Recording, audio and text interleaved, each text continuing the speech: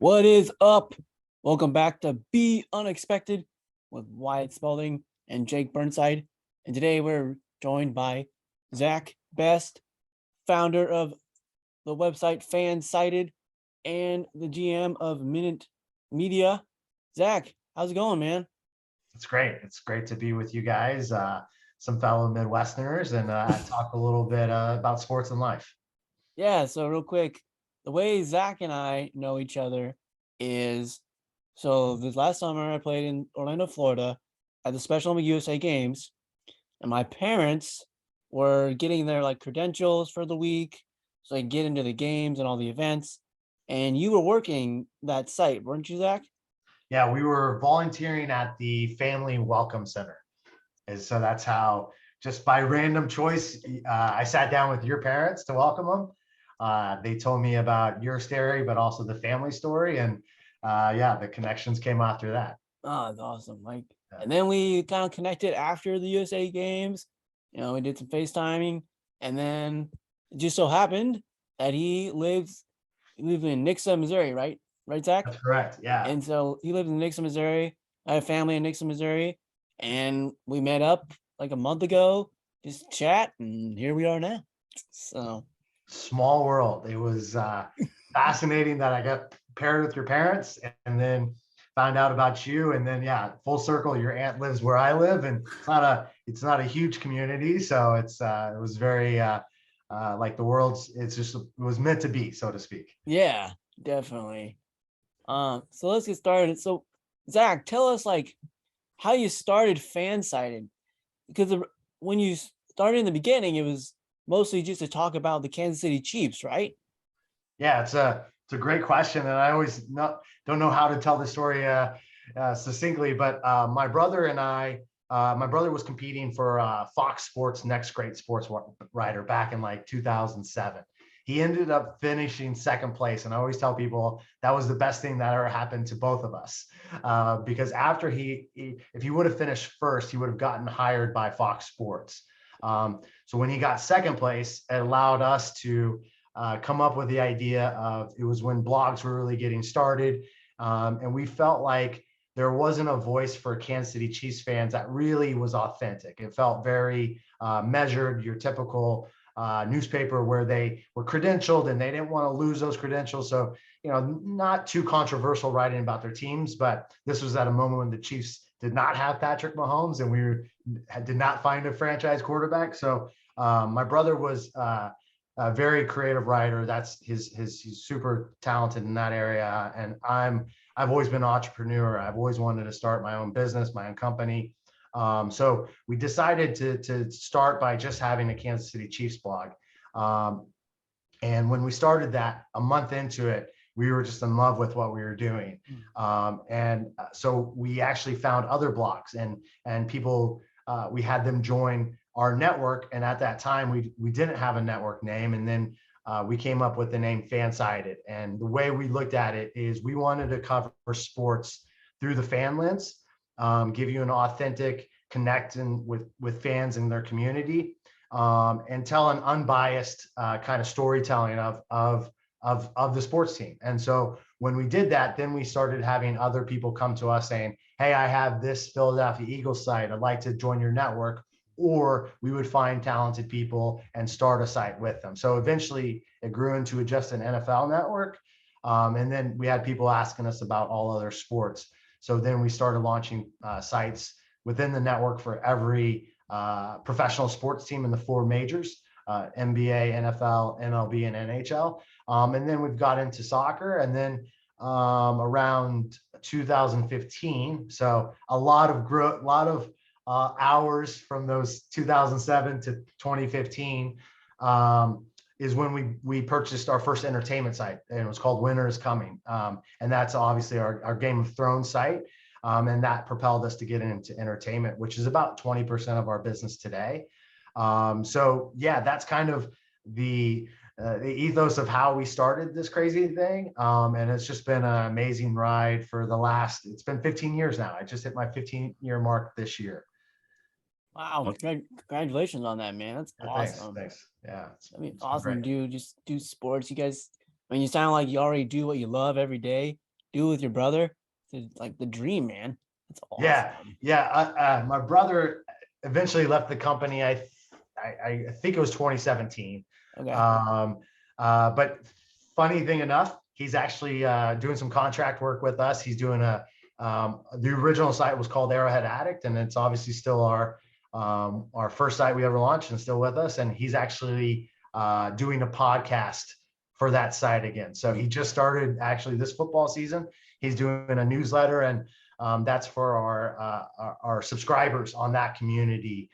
They get a personalized newsletter as well as obviously our podcast offerings, and we also have a Discord channel where the community can share just the Chiefs experience. That it's very lively during Chiefs games, but also just about various other things as well. So is your guys' website during the Chiefs game, is there a live chat or public thing that everyone can go to? Yeah, that's right now is we've done things over the years, like we've had live blogs, we've had but the Chiefs community is just a Discord. Yeah, so they actually have a game day chat. And it's very active within the community. You have to be a subscriber to be in there. So we have three different levels of subscriptions, but the Discord channels for every member. And it's fun to see you will have people sharing, tailgate recipes or tailgate spots at Arrowhead where they'll be sharing in, when Chris Jones gets flagged for roughing the passer, even though he has the football in his hand, the Discord just goes crazy. So that's where that community, and that's something we're looking to actually replicate out across our business. We've really been good at driving scale and audience to our sites. But we're looking at that next layer, that next level of how do we engage more with our audience, and we're doing that through audio, video, podcasts like your guys's, but then also communities like through Discord channels, personalized newsletters, premium other opportunities. Eventually, we'd love to get into live events with those communities. So maybe a live podcast show. We have a sponsor for Arrowhead Addict podcast called KC Beer. We'd love to do a live podcast maybe at their brewery someday or something like that within the Kansas City area. Yeah, it seems like that is the name of the game. Yeah. It's just keeping up with everyone to make sure you're out there and just doing the live stuff. And do you feel like that is been a struggle for FanSided for you guys to do all that, or has it been fun? Or it's definitely exciting and energizing because it's kind of where we've taken traditional media and really we live in an influencer world now. So that's really almost tapping into that crowd leader, influencer. And so that's where we want to take. We've obviously gained massive scale. We have, billions of page views a year, millions of users. We're looking to continue our great scale and our great reporting across all of our sites and our stories. But how do we go a couple layers deeper with our communities and our fans? So I think that's the next area. Yeah, and it's tough because we're trying to transition the business a little bit. That's where we see media going over the next 5 to 10, 15 years. But it's exciting at the same time because it's a new challenge. Definitely. So, like in the beginning, when you started FanSided with your brother, what were some of like the struggles or adversities you went through when you had to start this company? Yeah, I was, I think just not knowing, anything. I think that was it was fun part, but also scary. We were really a blank slate. I was working on my master's in secondary education at that time. So it was a lot of, doing that. And then I became a high school teacher and a high school football coach.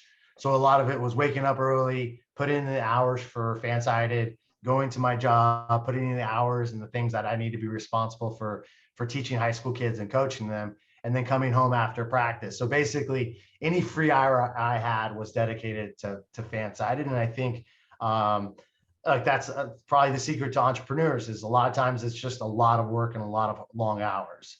But I think the key is finding something you love, because then it doesn't really feel like work. It's almost it feels rewarding because you're chasing something that you love. So those first few years, it was a lot of, are we going to make it? Are we doing the right things? A lot of testing different things, and then just kept building on the success that we kept feeling or finding. And I think that's, looking back on it, it's you kind of like, wow, I would have changed this or done this differently. But the experience and the people that we've worked with, I think that's the key is working with really good people and finding those people and then empowering them to do their work. I think that's a little bit of our secret of success is doing that. And we've been remote companies since we started. So we were way ahead of this hybrid workforce. I think it's funny people talk about how this new model's here. I was like, yeah, I think companies were doing it way beforehand. And that allowed us to find talent all over, not just the US, but all over the world. We have contractors that write for us from the UK, India, Mexico, Spain, all over the world. And I think that's the nice thing about a hybrid work model is that we've been able to find talent all over the country and the world, and not just to a specific city. Yeah, that's really cool. As one thing that you do as a leader, so how many people do you have working under you or for you? And then, as you said, what is one thing maybe that you do to encourage them or get them lifted? Yeah, I think that's the main point of my job is to keep the ship going in the right direction. And we have about 75 people underneath me, and then we have about 1,500 contractors that write for the network. So a lot of my responsibility is just providing and helping support our team and finding the roadblocks or the barriers that are keeping them from their work and helping them find solutions. But I think what I try to do as a leader is empower people and give them the resources they need, and as well as trusting them. Hire good people, empower them to do their job, inspire them as well, and make them feel connected, and also care about them as an individual. I think that's been a lot of our success. I think one of the things that we've prided ourselves on is family first. To me, we work, that's another nice thing about the hybrid work model is, if you have a doctor's appointment, your kid's sick, your kid has a recital or a sports game or a play, there's no questions, just go. Go take care of your family needs, even if it's a friend opportunity. That allows some flexibility for our teams. And who wouldn't want that? No one loves missing an opportunity to see a family or friend do something great or do something, they're excited or put a lot of work into. So I think that's been something that's been really special to Fansided. It's not unique to us, but just caring for your employees and empowering them. I think that's been our secret of success a lot of the way. Well, that's awesome, man. Because you guys have so many articles on Fanside. I was on there today reading about college football and the coaches that might get fired. And we love some good hot takes at times too. Yeah. Oh yeah, there's so many articles. And was there something on there about who's the Auburn football coach? Yeah, he was the number one on the college football coaches that could get fired. He was the hot number seat. one. He was like. Well, now you have Matt Rule getting fired. Yeah. So everybody's trying to figure out because it's almost natural he's going to go back to college, right? Yeah. Right. I was like, why wouldn't he? Yeah, exactly. That's where his success was. So, and our network produces about 15 to 20,000 articles per month. So yeah, you're right. A ton of content. And I think that's what we try to tap into is what people are passionate about, the fans, and really what we like is those hardcore fans, right? Like those fans that just want to be a part of that community. I know you both are Nebraska fans, and nothing more, no matter what, win, lose, terrible times, good times, you care about your team. And I think in life, we all have those things that we're extremely passionate about. And that's why we got into entertainment. I think long-term, we'd love to get more into lifestyle, just because we all have different passions that we love and care about. And you can see that. I think that's the nice thing about social media is it's allowed us to connect with people all around the world that share our passions. And I think that's what we love to tap into. And I think with social media, the internet allows us to connect with people all over the world, where we wouldn't be able to have those conversations 20 years ago, right? And I think that's what we really like tapping into and connecting people within those fandoms. So Yeah, you can definitely. Oh, go ahead, Jake. Go ahead. sweet. So you definitely have the passion and the fire for this. Was this something that you had growing up in high school? Did you play sports, or did you just follow the sports, or what was that like? Yeah, we are definitely a sports family. It was drilled into me at a very young age, but yeah, mostly played basketball, football, and track. Were kind of my three, and then later in high school, I just focused on football and track. But always have loved sports. I was one of the kids that would watch Sports Center every morning, consume every type of sport, and so. And then at a very young age, I was also very interested in owning my own business. It's not something I'd have my own lemonade stand. I would sell baseball cards. I would find different ways. And I feel like I always had that. One is I love to find out how things work. So no matter what, I want to know why things work the way they do.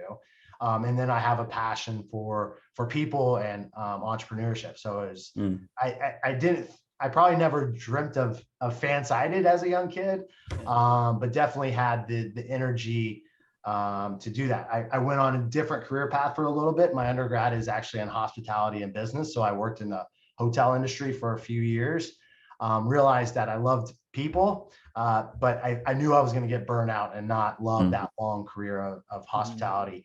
So I transitioned to the high school teacher and high school football coach. I would love to do that. I love the kids I coached and taught with and have some good relationships there. But this opportunity was too big and too great not to fully commit myself to. So I still love, have a passion for education, but sports, who wouldn't want to wake up and talk about sports entertainment every day? Oh yeah, for sure. And I remember when we talked, didn't you go play for your best friend's dad in high school for his football team? Yeah, that's accurate. Yeah, I went to 6 schools in 5 years, or some parents were divorced. I got, some other things happened in my life, which I do attribute to also connecting with people a lot easier, just having that kind of experience. But got to go play with my brother and my best friend and be on a pretty successful football team. We were 9-1 my senior year. Unfortunately, we played against a much more talented team with some future NFL players on them. So that was the end of football for me, but still have a passion for football, all sports really. And recently I've gotten into, over the last 20, I've gotten into MMA, but most recently Formula One has sucked me right in over the last 3 years. So I'm a new racing fan, and that's a new passion of mine as well. Yeah. I see there's a lot of, I've been looking at fan-sided. You guys do a lot of different sports coverage, NASCAR, hockey, boxing, martial arts. Is there one, I'm assuming baseball and maybe football, bringing the most revenue or the most coverage? Is that correct? Yeah, I think NFL's king, right? I think you see that in society anyways. So NFL's are one of our largest audience drivers. Entertainment is up there too. But yeah, baseball and NBA, probably be NBA then baseball, or sometimes they fluctuate a little bit. But those are probably the biggest four. But we still have, like you said, soccer, NHL, a little bit smaller communities, but very passionate, right? NHL fans, I don't know if you'll find a more passionate group of fans in the NHL, but then we also have international soccer sites that do well too. And then we also have some, like I said, some lifestyle sites that do pretty well as well. So we have a fun site called Guilty Eats, and it's a food site. So it's been a successful one for us. But like entertainment, we have a Mm. Netflix Life is our biggest entertainment Nice. site. It does great. Wow. But yeah, it's fun. It's ever challenging because there's 300 sites in the network. There's definitely we like to say we created a monster that we kind of have to control sometimes and make sure we're feeding it right. But I think that's been the fun experience, is just having so many different fandoms within the network. So like when you guys do these articles, how do you find these athletes? Do you just reach out, or you get connections, you know someone that knows someone, or how does that work? Yeah, over the years, if you're just speaking with talking with like interviewing athletes, is we have some of our media members are credentialed. So we have them either credentialed at the team level, or someone like our MLB national insider, Robert Murray. He's credentialed throughout the MLB. And you can see Robert breaking news. A lot of times he talks with agents, players, teams, etc. But then we also have PR agencies that reach out to us. You know, maybe this athlete is working on a campaign with X company, and they're looking to get exposure. So we a lot of times that's even what happens on sports radio, is athletes taking interviews, and the trade-off is they get exposure for the company that they're sponsored or partnered with. So a lot of the interviews sometimes happen that way. And then, sometimes they just happen because of connections or various things that have happened over the years. That's how we got connected with Special Olympics, was Super Bowl Media Row. So at the Super Bowl, Special Olympics is there. A lot of different entities is there, even outside of sports. And our head of video met Jason Tyler there, and was able to connect. And that's how our partnership with Special Olympics started. Yeah. So on your site, you got all these accommodations like text reader. I like that. It just reads the articles for you. I use that all the time. So if it's just laziness, I just like to listen. I'm right there with you. Just feed me. Don't make me do the work. Yeah, it's like, don't make me read. I just want to listen and sit back, Yeah. But then you have like other things for people that maybe need accommodations for reading articles. Why is helping people with disabilities, because you don't see that really often on a website like Fansided. What made you want to help people with disabilities in the sports world? Yeah, I think we all want to, well, at least I do, is want to make accommodations that make people easier to find our content and read or digest our content, right? And so you'll see features on there for even just color blindness, right? If there's some colors that would mess or cause the reader not to be able to consume the content. Some of it is by law. That's really been a big driver across all websites. Is recently there's been some laws put in place to have accessible content, and talk about a great law or a great regulation is to make sites more inclusive. And just like you would see at a football stadium, we've made some improvements obviously there for ADA or accessible or handicapped people to be able to view the game. Same thing with websites, is we should be able to do that for anybody, and to consumer site if you're visually impaired or other impairments, so you can consume the content of how you want to or how you need to. Yeah, I think it's great that you guys do that, because it does make then anybody can go on the site and read or listen to all your guys' great articles. So I think it's cool you guys do that. Yeah, I'm with you. I'm sometimes, by the time I'm at the end of my day, I've read emails, I've read Slack messages. I'm a little exhausted with my eyes. So sitting back and just being able to listen, I think that's why audio, we continue to see podcasts and everything take off. Is I look, some of it, I think a lot of people use the excuse people don't want to read anymore. And I think we just have so much content in our lives these days that one is trying to find the content that you want to listen to or read. But sometimes I just like to listen, because one, you can connect with the person a little bit easier, and then my eyes are tired, man. Yeah, it's like, come on, we already have to wear glasses, they're not that great anyway. Let's just listen.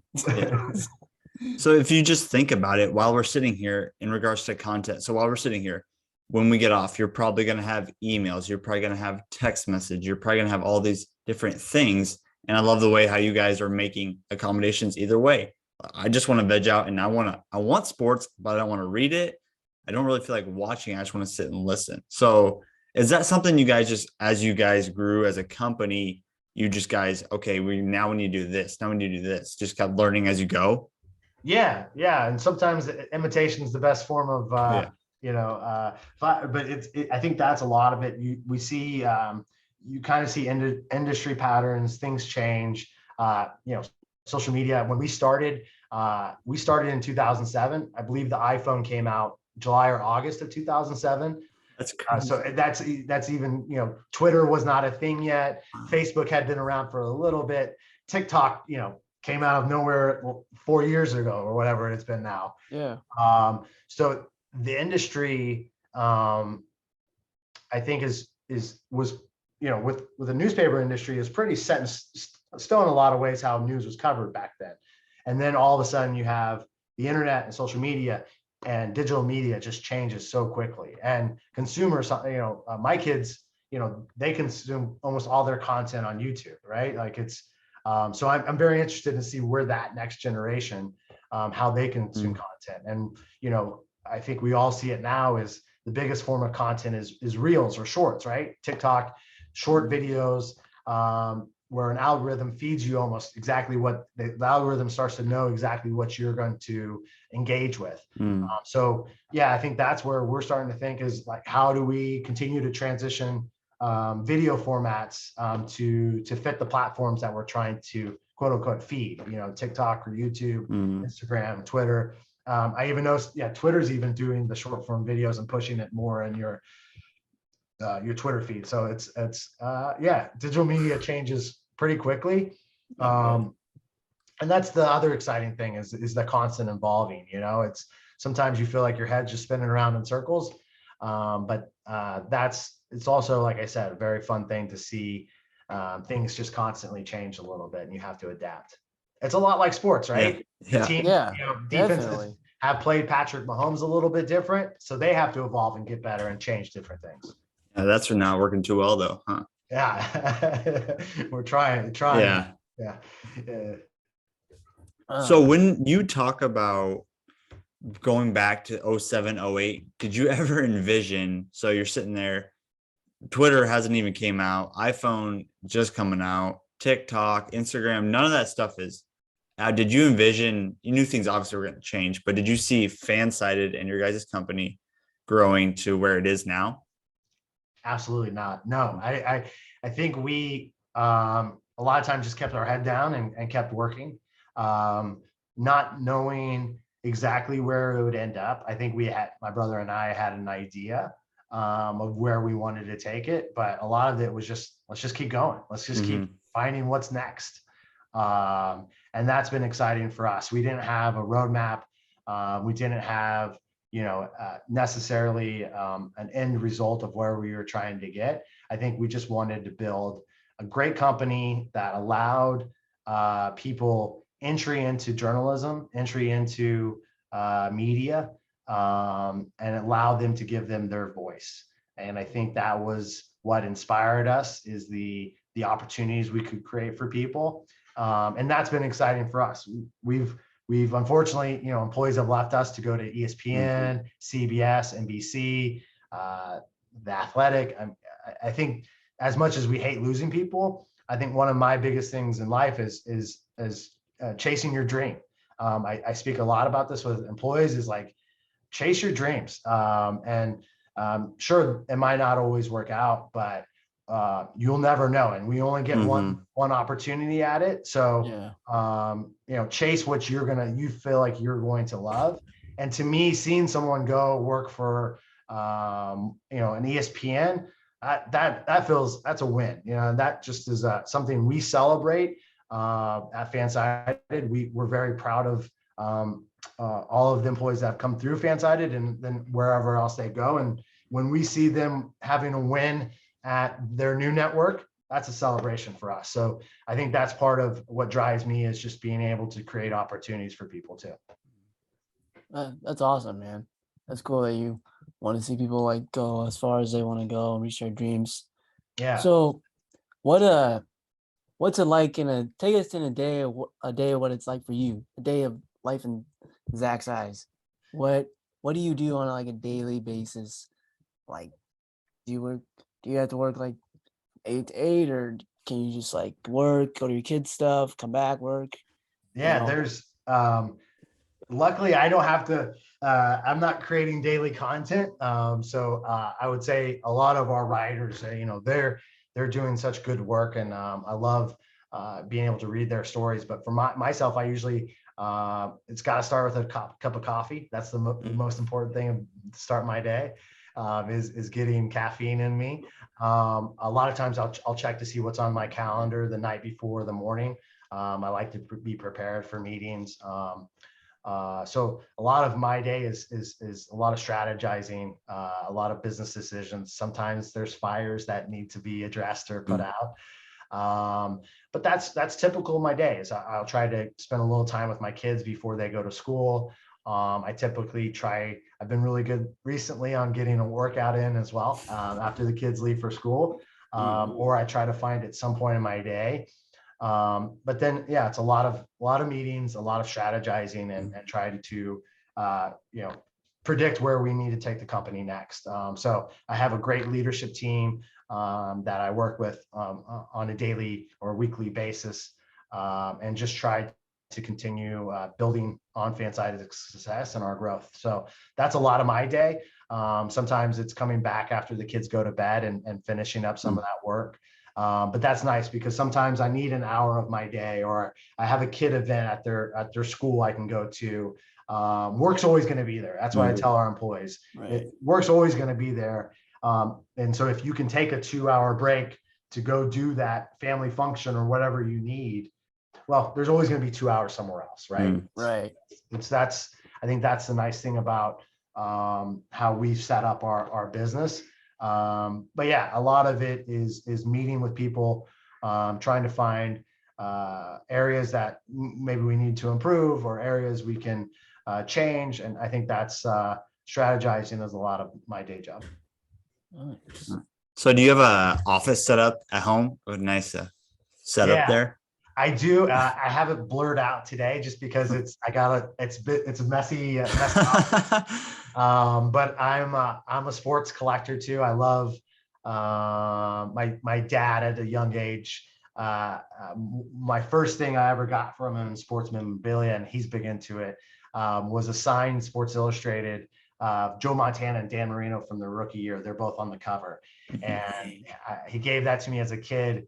And I think that's what inspired my sports collecting. So if you could see my office, I have some helmets, some signed helmets. I have to have my Patrick Mahomes helmet, which is actually my dad gave me for a birthday recently too. So I'm pretty spoiled in that regard. I have an NBA Jams as well, because that was something I loved as a kid. So I have my own office in my house, and it's in downstairs, and kind of, I call it my hole, because I live a lot of my life back in this office. But, Nice. I have a standing desk too, and I think anybody that works from home a lot, I would suggest having some form of standing desk, because sitting all day is not good for the human body, right? Yeah. But yeah, I've seen Jake. I've seen his room, and it's pretty cool. He's got this memorabilia, and then you got some Kansas State stuff, right? Because you went to Kansas State. Of course, I got a Jordy Nelson signed helmet. Nice. Darren Sproles is also my favorite K-Stater of all time. So I have some stuff. I also I have a lot of reading material. I have my record player. So it's if you could take a picture of it, it probably explains a lot about me and my fandoms. Nice. Well, the first K-State player or memory I have Nebraska playing them is when Josh Freeman went there, right? Yep. He went to K-State, and I think they just I'm assuming they torched Nebraska one time. That was, they had a couple 7-3, 7-4. Yeah. Ron Prince, but they almost always Ron Prince. Yeah. And they almost always beat Nebraska. Yep. during that time. Would lose other, unimportant games. I believe that was when I think even Mizzou and KU might have been good around that time, which is, obviously a little bit rare. But yeah, one of my favorite memories as a K-State grad, I was an undergrad. It was a game. I'm trying to remember what year it was. I want to say it was around 2002. Eric Crouch was the quarterback. And K-State had just come back and won, really stopped Nebraska. And in the third or fourth quarter, it started snowing. And it was just cool because we're winning the game, snow's falling on the field. Willie the Wildcat was like on top of the press box when it was snowing. And then fans just rushed the field because K-State had taken decades of abuse from Nebraska. Yeah. So it was the fans at K-State, pre-Bill Snyder, pre-1990-ish. It was it was one of the worst football. I think it might have been the worst football records in D1 football history. So even though we've been beating teams for the last, 30 years, we're still at a win-loss record. We're still in the negative just because of all those years prior. But luckily got to go to Kansas State when they won a Big 12 championship. We went to the Fiesta Bowl, unfortunately got beat up by Ohio State that year.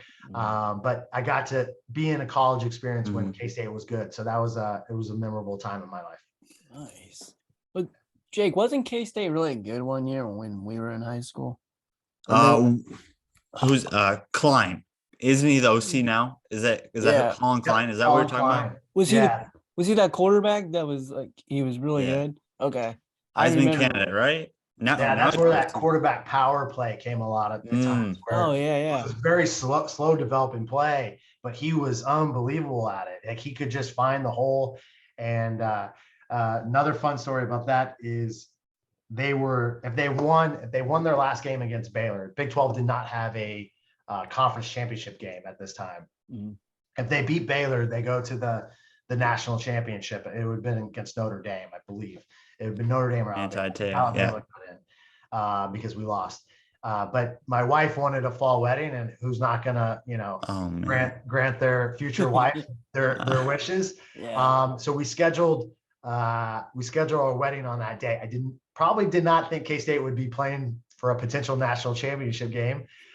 So on my wedding night, unfortunately, K-State lost, didn't get to go to the national championship. My friends love to make fun of me for scheduling or having a wedding on that day, but I like to tell people getting married softened that blow of losing that opportunity. But K-State's been there, I think 2 or 3 different times where they could have played a national championship and just lost that last game. There was one in 1998, I think, with Michael Bishop when they lost to Texas A&M in the Big 8 championship and didn't get to go. Miami lost that day, UCLA lost, so they could have been that third team to go to the national championship, and then they lost. And I forget who eventually went, but yeah, that's some of my K-State stories. Wow, this just seems like heartbreak. I feel like Wyatt and I have experienced Nebraska football, not heartbreak, just like, oh my gosh, here we go again. Yeah, down, lose by 3, lose by 4. Yeah, so it's just like, oh yeah, here we go. Yeah, or just middle of the pack. We're 9-3. 9-4. We made a couple conference championships, but never won. Yeah. There's not much. That's the unfortunate thing about college football is there's not much parity, right? Like I go into every season, realistic expectations that the best outcome I think for Kansas State would be a conference championship, right?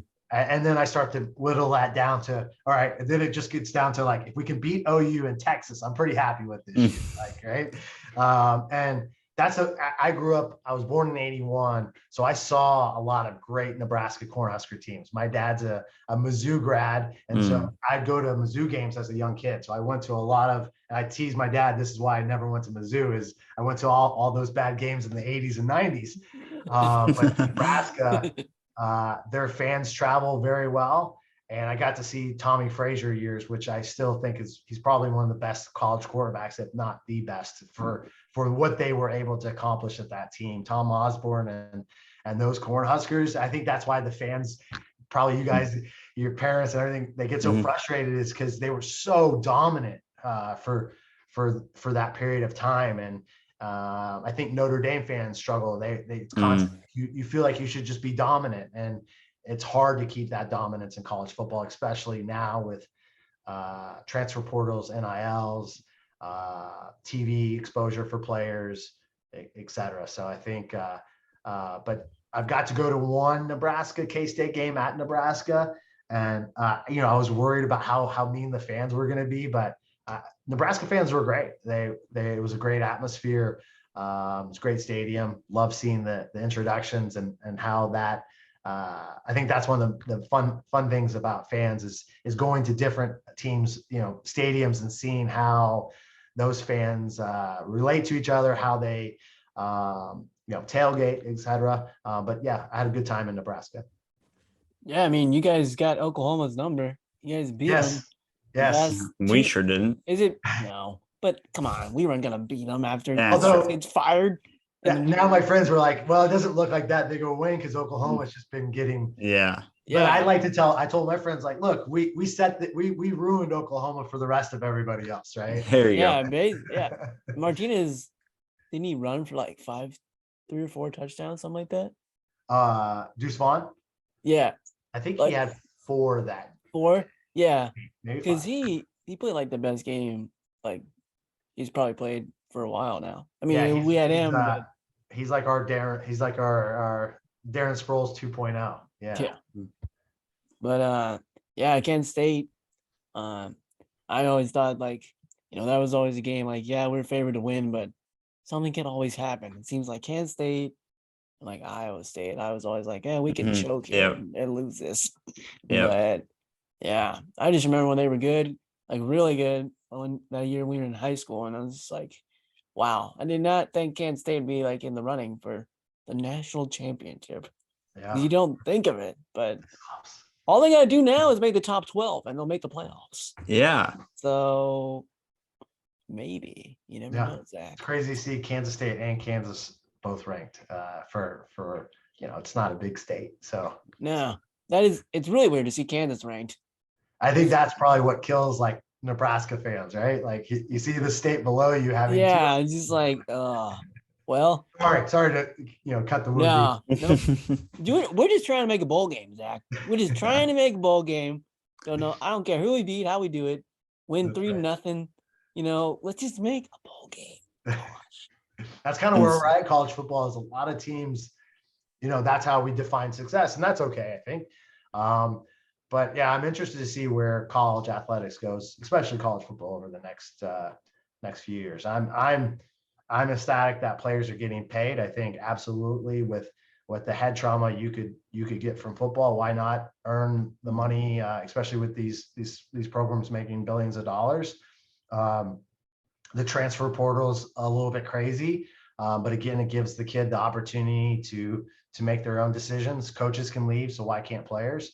But I think we're going to see a lot of craziness, and then it will kind of settle, and we'll figure out probably a little bit better longevity for college football. But it's definitely chaotic at this moment, I think. Oh yeah, for sure. Like, I don't understand. Like, why didn't they just do like a 12-team playoff or even a 16 playoff like way back? And why are they just doing it now? Because let's face it, I don't think the college football playoffs is that exciting to watch sometimes. Because the semifinals have been blowouts. March And it's Madness the is same way teams more- every year. Yeah, same every year. teams. March Madness is way more fun to watch. Mhm. NFL playoffs is way more fun to watch. Yeah. And so it's like, it's not even like worth doing the 14s. If you're gonna do 14s, you might as well just do 2. I mean, there's no Yeah. point.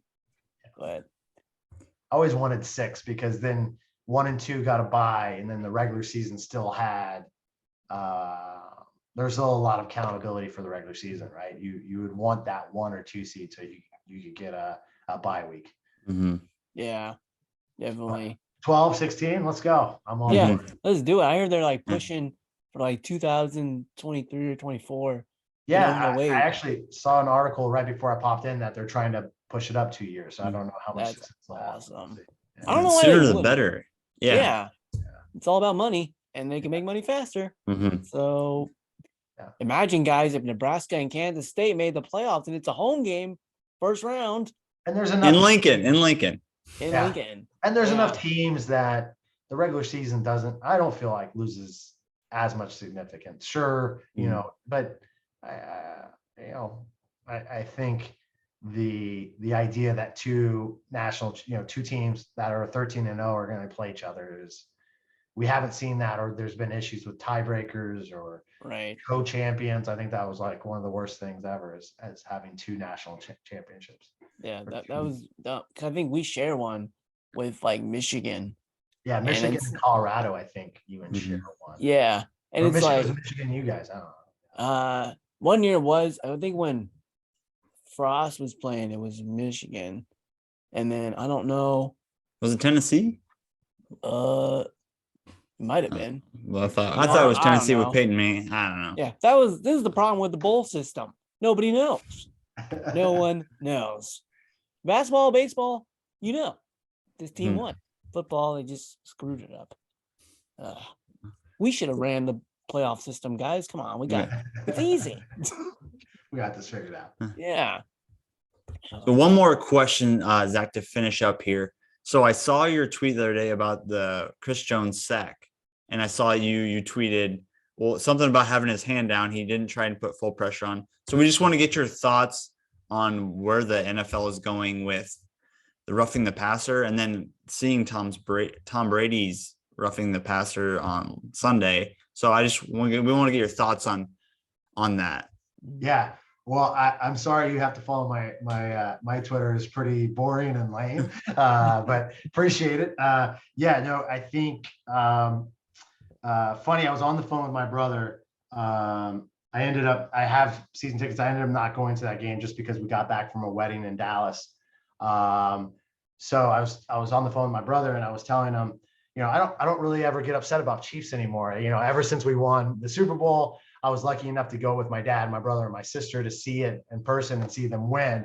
So I felt like my fan cup had been filled, and I'm good for the rest of my life, right? I got to see the team I love win a championship. So I was telling my brother, I don't really get frustrated or even upset about, the Chiefs anymore. And then that play happened, literally on the phone. And I was like, how is this even a call? How is this even possible? Like, how does it? I love what Chris Jones said. How does a 325-pound man supposed to land on, or It's like, I think we're guilty of seeing stuff in such slow replay that it's hard to analyze in real time what these athletes are doing. I think I get what they're trying to do is protect quarterbacks, especially because they're vulnerable. They're not ready to take a hit. A lot of times they're in a throwing position, and let's be honest, the quarterback is what makes the league fun and a lot of money. So I think they obviously are trying to protect players more. But I think with what we saw this last week with Tom Brady and Chris Jones is, I think this unfortunately we have to have more replay, right? Like I don't want to inject more replay, but I think this in some ways prove that needs to be probably a reviewable play, because I think if you review that play, you see Chris Jones has the ball. I know Carl Schefter's tried to explain it that he is still protected even as a player without the ball because he's a passer. But I think, or we're just gonna have to take away hitting the quarterback, and you just touch the quarterback and he's sacked, because those two calls are just I can't understand how they were penalties, right? So it was funny. Someone shared a tweet with me that showed a play from Tom Brady when he first started, and he's running the ball and just gets lit up, helmet to helmet contact. Obviously the guy's thrusting himself. I mean, Brady was a ball carrier, but to see that and to see the play that happened this past weekend, it shows you how much football is involved. And I like the player safety aspect of it. And, all of us, I think, we like a car wreck or whatever, but there's humans involved, and we want to take care of people and hopefully see these players live long, healthy lives. But that, I just can't believe that. I was, maybe it's not the worst call in NFL history. At that moment, I felt like it was the worst call in NFL history. But definitely, I think long term, they're probably going to have to figure out how to review quarterback, roughing the passer Mhm. plays. Right. But I think, ideally they get this review process quicker, right? Mhm. I think some sports have figured it out. I saw a baseball game the other night. I think it was last night. Yeah, Mookie Betts got called out at second base on a steal, and I mean the review was super quick. And I think that's where they need to be a little bit quicker, Mhm. is so we don't have these big lulls in the game. Yeah. Yeah, it kills the momentum. Yeah, Mhm. and it just kills the flow, right? It kills. Yeah, I think that's. But I think that I don't know. Do you guys think that's the answer? Is review or? Yeah, I don't know. Like sometimes I guess like the hitting part is like it's football. Of course Yeah, you're gonna get hit. I I think Joe mean, Burrow said that, where it Mm. was like, yeah, it's I like know, yeah, this is football. We know I the risk mean you we don't take. want to be like Tua. What happened to Tua was really crappy. Right? Right. You don't want that to happen. But I mean, it's football. Come on. If you don't want to get hit, then don't play. Mm. It's like sometimes it's like they don't want to see big hits in defense. Like I remember watching I'd watch like early 2000s just defensive hits, and those were cooler to watch than the hits today because they could hit you wherever. But Yeah, some of those old, yeah, from the 80s or 90s when they were yeah, just. they would just kill 'em. Like, and you gotta think player safety too. But I don't know. You just gotta draw the line. Like okay, there's player safety, but then also like it's football. These guys know what they're getting into. If they didn't want to get injured, then they wouldn't play. So NFL loves to overreact, right? The Tua thing happens, yeah, they swing the pendulum the other way, and it's an overreaction to where Tua should have never continued that first game, should have been pulled out. I mean, if you're wobbling, I don't care if it's. I mean, same thing happened with Patrick Mahomes and the Cleveland Browns in the playoffs, and he Mhm. played the next week. If you look back on that, and I take my Kansas City Chiefs bias out of it, probably shouldn't have played. They said yeah, it was a spinal injury. I love how that's the fascinating thing. Well, it wasn't a head injury; it was a spinal injury. Well, like spine's pretty important to people, So, I think the Tua thing is the overreaction to that event. But I think they're trying to get it right for Mm. players and player safety. But the NFL loves controversy, and they have us all talking about it. So maybe that was the plan. Yeah. yeah, probably. I mean, look at us. Yeah. We could talk about a bunch of stuff we don't like about the NFL, The and they NFL, probably that's don't even care. going back to your question earlier, is why NFL audience is number one. Is NFL has figured out how to control the news cycle for the entire year, and I don't think any other sport has figured that out. And it might be tough, but literally, I talked to NFL with my brother. March we're talking about the draft, right? April we're still talking about the draft, and in May we're talking about what happened in the draft. You're talking about free agency, then you're talking about who's going to make the team. They've really just captured how to create an endless news cycle. Yeah, for sure. Yeah, from the college season, and then when it ends, you have all the pre-draft things. You have all the college pro days spread out. So ESPN and all these guys are at Bama this week. We're going to Florida this week, leading up to the draft, and so you got it all year. Yeah, and then this you're not even talking about the NFL season going to February and Super Bowl. yeah, So, and then you have I think the quarterback position is obviously very marketable, but you also have parity. Like I said, everybody, AFC West was going to be the dominant division this year, and I was laughing. I thought the NFC East was a joke. I still think they play in a weak conference, but the NFC East has the best divisional record, right? And I think that's the fun thing about the NFL is, can you imagine like Rutgers all of a sudden winning the Big Ten? Like no one, that's not gonna happen. Or Maryland, No. it's pretty much Ohio State's gonna dominate, and can Michigan beat Ohio State is a lot of times. I'm not a diehard Big Ten fan, but that's typically what I feel like the narrative is, right? It's not usually like Illinois came out of nowhere and won the Big Ten. That doesn't typically happen in college football. And I think that's what the NFL secret sauce is you have a lot of uncertainty. So it gives fans a lot of hope. And then if they don't get the hope, you have my brother and I, like we started a Chief site and wanted to talk about how they need to change things and make things and draft this player and not this player. And I think that's the fun thing about the NFL that, other sports, I think I think baseball does a terrible job at marketing their sport and their players. And I think they're starting to figure it out over the last year or so. But, no one pays attention to a baseball draft, not No. your casual fan. Casual fans pay attention to NFL draft. Oh, Yeah, or even like NBA. Like it's like I don't know why baseball just doesn't like do what the NFL does, or even NBA a little bit. It's like and college football does help that, right? Like, right. college basketball has one and dones, and so there's not enough to get to know the player. But we knew who Trevor Lawrence was, so there's some excitement around that. Mhm. These they have to stay in school for a certain amount of time, so you get the opportunity to get to know them a little bit.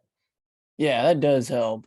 I mean, I do think though they should let high schoolers go from like for basketball, high school to the NBA if they want. Mhm. But then if you don't want to go, go to college for like 2 years or whatever. That's what baseball is. Is it? Yeah. You either go to the draft or you have to stay in 2 For or 3 3 years, I think. Yeah, it's Start 3. your Yeah. junior year. So Mhm. it's like, why don't you just do that? Like baseball, it's not the most popular, but it does have the best minor league system. Yeah. And I think their rules are the best, honestly.